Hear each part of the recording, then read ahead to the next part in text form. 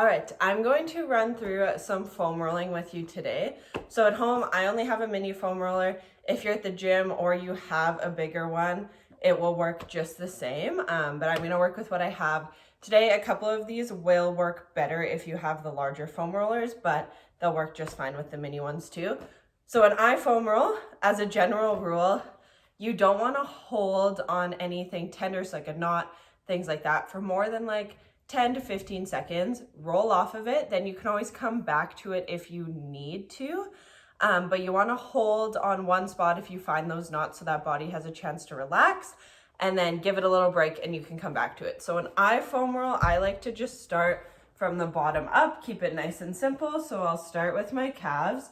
You can roll up and down with your calves. You can also kind of rock that leg side to side. You might find some knots, especially if you run or walk a lot. Those calves might be tight. If you find a knot, you're just gonna press down, hold for about 15 seconds, then you can come off of it and keep rolling. Obviously, I'm going to do more sped up version. You guys can take way longer to foam roll.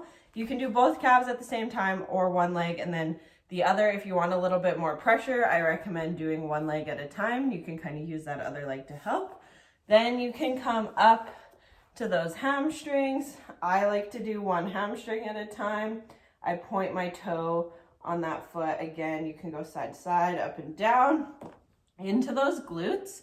You're gonna sit on to that foam roller. You can stay just here if that works for you.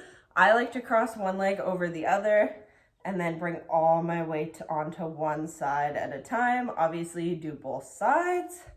Then you can work your way all the way up that back. So you can just bring yourself onto that foam roller, roll out that lower back, come into like a bridge position. Go all the way up that back into those shoulders. You can put those arms straight.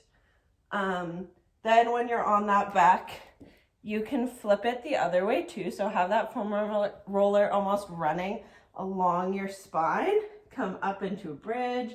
Let that head fall back. You can go side to side. You can do some like snow angels here. You can split those arms, one and then the other. You can open and close. Obviously, you do a few more reps of these. If you have a longer foam roller, you won't have to hold a bridge. Your butt will be able to relax onto it. Then you can flip over, roll out those quads. Again, I like to do one leg at a time. You can also get into those hip flexors.